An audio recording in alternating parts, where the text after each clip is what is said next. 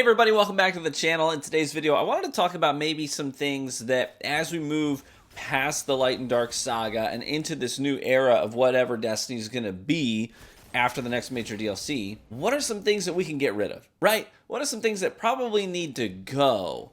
And I've got a lot of opinions on how that might happen. Real quick before we get into that though, I just wanted to say thank you. I know we've had a couple thousand new subscribers to the channel in the last few weeks. I want to say I appreciate you. Thanks for taking the time to hit that sub button. I really appreciate that. We've been chugging right along with almost daily uploads during the weekdays, and it's been a lot of fun. So talking about beyond the Light and Dark saga, this is something I've been talking about actually for several weeks as a co-host on Destiny Community Podcast. So DCP, if you're ever got nothing to do on a Thursday night, hey, come check us out over on Twitch. Me, Miss 5000 Watts, Briar Rabbit, and a rotating door of other co-hosts who come in and out. Talk Destiny stuff, Destiny news, what's relevant, and predictions for the future. And one of the things that I've been predicting for weeks now is that when we get past this Light and Dark saga, I think there's going to be a hard reset of some kind to get everyone to a new baseline. Now, is that going to be Destiny 3? Is it going to still be called Destiny 2? Or are they going to drop the 2 and just call it Destiny? Hey, we don't know. It could be a brand new IP, but probably not. My guess is that they'll just continue with the Destiny name, but I think we are going to have a hard reset of some kind. So when I refer to that reset, I'm going to refer to it as Destiny 3, even though it might not be a brand new standalone game. It's just so we're all mentally doing a shift. That's what I'm going to refer to it as in this video, Destiny 3. So why do they need a hard reset? Well, the game is huge, and right now it is a nightmare for devs to sort of finely tune everything. And I think that it would actually be beneficial to us as a community and to them as developers at Bungie if they did a hard reset. And they've now equipped themselves with a lot of better tools for fine-tuning things. And they even said in some of their most recent updates that they're giving themselves more control over smaller knobs and dials that they can turn, which is great. But I think for balance sake, it's probably going to be better if we do a hard reset on our gear, characters, all that stuff, and start at a new baseline. And I also think that's going to encourage new players to come and dive in as well, because a lot of one of the things that keeps people away from big games like Destiny, same thing with me and like Warframe. Like I wanted to dive into it, I did a little bit, but it was just so daunting knowing that everybody was so far ahead of me and had so much stuff behind them for reference. And I had none of that, and it was kind of overwhelming. And a lot of games are kind of like that. I think Destiny is too. So because of that, I think we're going to have a hard reset. And follow me here. If we have a hard reset, that is a prime opportunity to do away with some glaring issues that have been plaguing PvP for a while. Now, this list could be, 10 to 15 items long if I wanted to, but then this video would be like an hour long, and I don't want to do that. So instead, I picked 3 things that really stand out to me that I think would be helpful to having a more refined PvP experience in whatever comes after the final shape. Number 1, variable melee lunge ranges. Okay, so we had a little bit of this in Destiny 1. The Warlock could actually reach farther than the other subclasses in melee terms, and they did away with that when Destiny 2 launched. But then we also got like new abilities like Knockout on the Titan, so that when you break a shield, you can then lunge much further. You've got Syntheseps, you've got the Ophidian aspects. There's just a lot of things that affect how far you can lunge on a melee. And I think that's actually done more harm than good. Currently, when people are doing these lunged melees, if you're shooting them and you're dueling them, it's basically free immunity time, because hitting somebody who's rubber banding back and forth on your screen is extremely challenging. Aim assist goes out the window, your stability values, recoil, all that stuff becomes null and void. All that stuff that you spec'd for and you're used to sort of relying on in an engagement with your firearm, all that goes out the window the second somebody starts rubber banding all over the place. So I think that moving forward, it would be best if we did not have variable melee lunge ranges. Keep it uniform. A punch is a punch. The animations can be different, whether you're stabbing, slapping, or punching, but the distance that you're doing that attack needs to stay the same, and preferably it shouldn't move your character model too much in the process. I think it's great to have variety in terms of melee abilities. I think that leans into subclass design. Like obviously you've got the hunter that's got different ways of throwing knives. That's cool. I mean, that's cool. We like stuff like that. You've got the Warlock. That's more like casting spells. You've got Celestial Fire, Pocket Singularity, these things that are sort of like castable arcane abilities. That's cool. That feeds into the design philosophy of these subclasses. You got the Titan chucking a shield. Super cool. But none of those things actually affect the melee lunge animation. So I think that's what we lean more into, is creating variety within the subclasses with throwable, castable melee abilities instead of varying their lunge ranges. So that's item number 1. Do away with variable melee ranges. The next major problem child for me when it comes to PvP is actually second chance exotics and abilities. What I mean by that is abilities and exotics that make it so that in real time, if you are losing a fight, if you step into a fight with somebody, you take a couple shots and you whiff, and the other guy is beaming, bam, bam, hits both of his shots. You are less than a second away from death, and you push a button that changes the outcome of the fight immediately for free. I'm talking about things like Worm Husk. Okay, Worm Husk, it breaks aim assist, it regenerates your health, and now you're on top of that fight, and the other guy might be now low on his magazine, force a reload on him. So he gets punished for actually winning that fight, and you basically get the upper hand for free. I'm even talking about things like healing grenades. Healing grenades, one button push, bam, you've got health regeneration, and now you've got a second chance at a fight that you were losing. You've got overshields on button push. Remember Classy Restoration? When it was a thing, it defined the entire meta for that season. When Classy Restoration was on the menu, it was the only option for people to use because it just made sense. And the problem with these abilities is not just about the forgiveness and the frustration of winning a gunfight and then suddenly losing it instead. It's not just about that frustration. It's also about the way that it impacts overall time to kill, duel durations, and even match durations. So matches can come down to a screeching halt when you have everybody running second chance exotics, because gunfights are not over quickly. Usually it's you stand and you deliver. Whoever hits their shots, uses their abilities better, and does more damage, they come out on top. But right now it's not about who does more damage.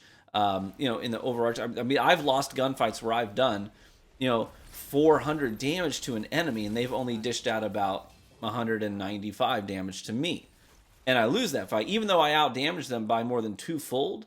I lose because of second chance exotics. Now that is frustrating, but on the other side of it, it's also about how it takes that gunfight so much longer to be completed. That allows more time for third partying, for other people to show up. A 1v1 turns into a 1v2 or 1v3. It slows matches down to a halt. You end up having more matches that go to time because fewer kills are being racked up because too many people are just getting away from fights that they would have otherwise lost, and then waiting for the health to get fully back and then step back into a duel. There are some exceptions to this. I think like the old Devour animation for Warlocks.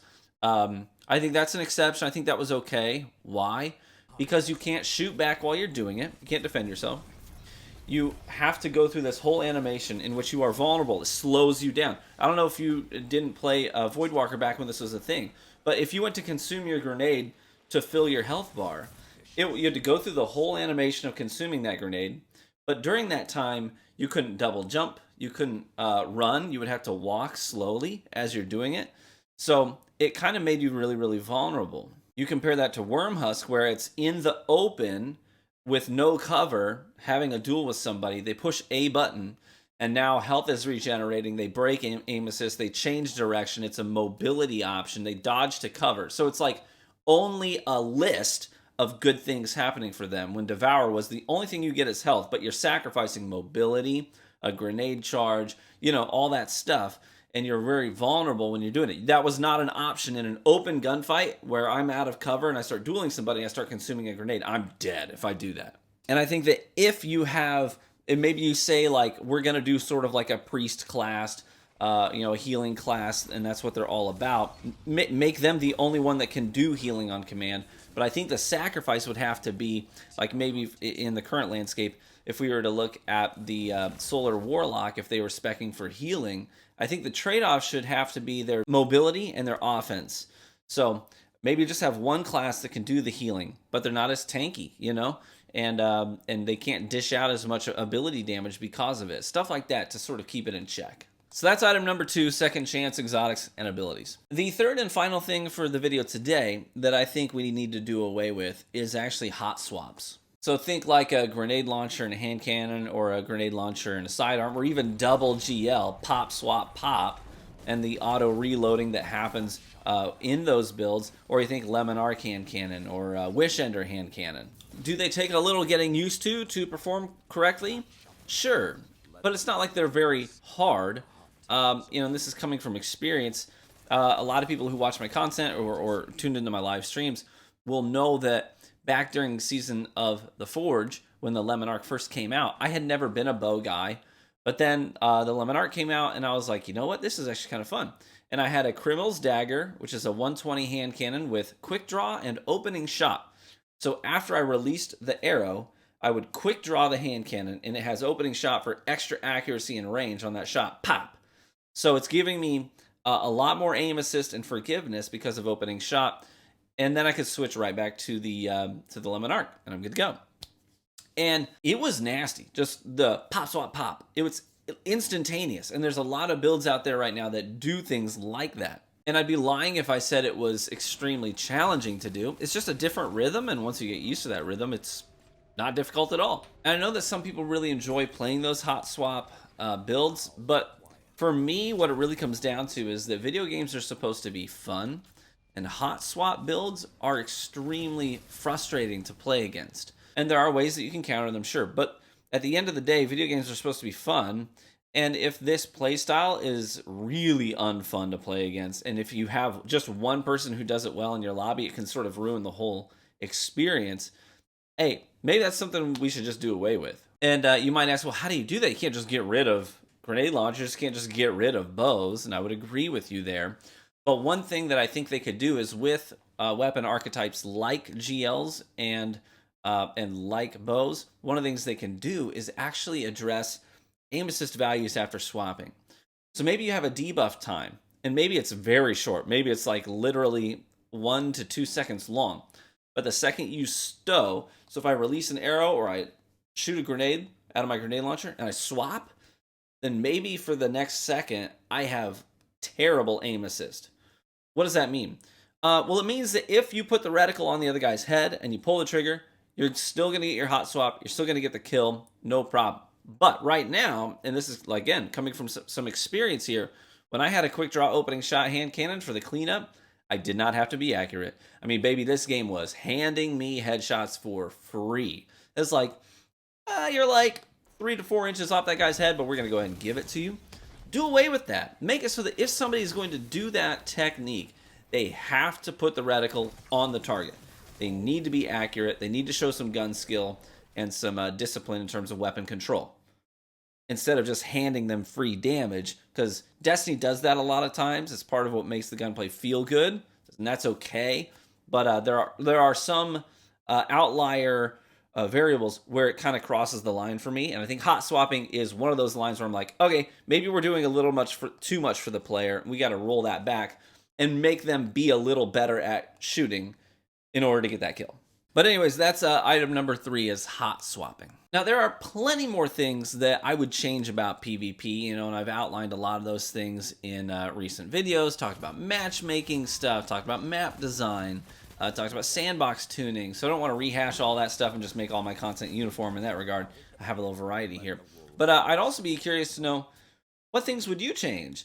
No, I'm not just talking about matchmaking and stuff like that, but more like the mechanics of PvP and things that you can do. What would you change? What would you take out when we move past the final shape and the whole light versus dark saga? Leave those down in the comments. I'd love to read some of those. I think Bungie's got a really great framework right now to work with. I think they've done a lot of good things in the recent years. Fireteam-based matchmaking is great. I'm glad they implemented that. 3.0 subclasses gave a lot more freedom to the player to create and be creative, and I think that's a win overall, even if some minor things along the way of 3.0 kind of fumbled. I think overall it's a great boon to the game. And even artifact mods affecting seasonal trends to keep things fresh. They've got a good framework to work with, but I think we got to get to a new baseline and restart everything. I mean, on top of that, I think obviously if we want PvP to succeed after the final shape, there's some stuff that's got to change. I think you got to put more people on PvP. And those people should not just be maintaining PvP, but they need to keep the tap wide open in terms of content flowing into PvP. New content, not just tuning and sandbox updates and stuff like that. But keep the tap open for new content as well. And I do think that new content needs to be wrapped up in the price of these major DLCs so that Bungie from the top down, from the head office, they can say, okay, well, this content is monetized. We can justify spending the manpower and capital on developing PvP content because we're actually getting paid for it. Right now, PvP is free to play, so it is not a priority because it's not making money. It's basically charity work, and I don't think they're very interested in doing charity work. Anyways, those are some of my thoughts. Thanks for watching the video. If you enjoyed it, please feel free to leave a like on the video and subscribe for additional Destiny 2 content. Oh, I also have a whole whiskey channel. I know whenever I do face cams like this, people are like, oh, what you got on the shelf back there? Actually, I have a whole separate channel devoted to whiskey reviews, whiskey culture, videos on how flavor is created in whiskey, all that stuff. And it's just a hobby of mine. So if you ever want to check that out, it's called Vanguard. It's kind of a play on True Vanguard, but dram is like a pour of whiskey. Anyways, you get the idea. Feel free to check that out. I'll leave a link in the description somewhere if you're interested in buzzing on over. Thank you, everybody. Appreciate y'all. Be warm and well fed, my friends, and I hope to catch you in the Crucible. Bye-bye.